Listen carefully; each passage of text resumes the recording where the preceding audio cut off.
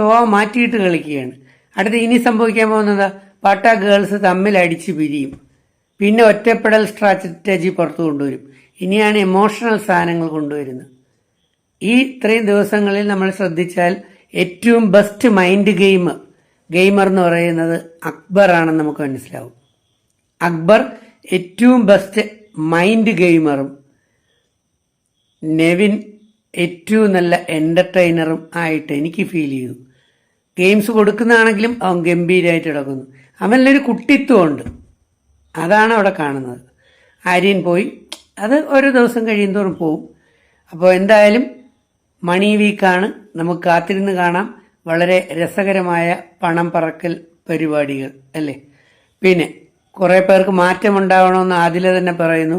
പക്ഷേ ചിലർ റോബോട്ടുകളെ പോലെ തന്നെ അങ്ങോട്ടും ഇങ്ങോട്ടും നടത്താം. ആ ചില സുഹൃത്ത് ആ ചെന്നൈയിൽ നിന്ന് ഇറങ്ങി നടക്കാൻ തുടങ്ങിയിരുന്നുവെങ്കിൽ ഈ സമയം കൊണ്ട് കന്യാകുമാരിലെത്താൻ തിരുവനന്തപുരം വരെ എത്തിയേനെ. ഇത് 2 ആഴ്ച ഉണ്ടെങ്കിൽ കന്യാകുമാരിലെത്തിയേനെ. ഈ നടത്ത, ഈ ട്യൂണിങ്, അതിനൊരു മാറ്റവും വരുന്ന ഒരു സംഭവം കാണുന്നില്ല. അതുകൊണ്ട് തന്നെ ഞാൻ ആ സഹോദരനെ മാറ്റി നിർത്തി, പറഞ്ഞിട്ട് വലിയ വിശേഷമൊന്നുമില്ല.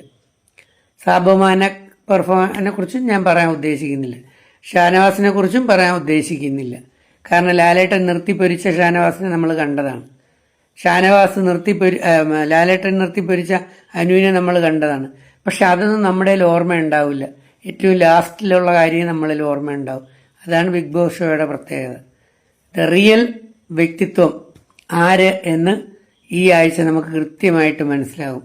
മറക്കരുത്, മണി പറക്കുമ്പോൾ, പണത്തിൻ്റെ പുറകെ ഓടുമ്പോൾ കൃത്യമായി ശ്രദ്ധിക്കുക.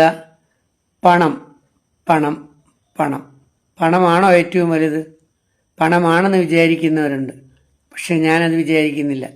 പണത്തെക്കാൾ ഏറെ വലുത് ഒരുപാട് ജനങ്ങളുടെ ഹൃദയത്തിൽ നന്മകൾ ചൊരിഞ്ഞുകൊണ്ട് മറ്റുള്ളവർക്ക് വേണ്ടി ജീവിതം സമർപ്പിച്ചുകൊണ്ട് ജീവിതം പൂർണ്ണമാക്കുക എന്നുള്ളതാണ് ഏറ്റവും വലിയ സന്ദേശമെന്ന് ഞാൻ വിശ്വസിക്കുന്നു.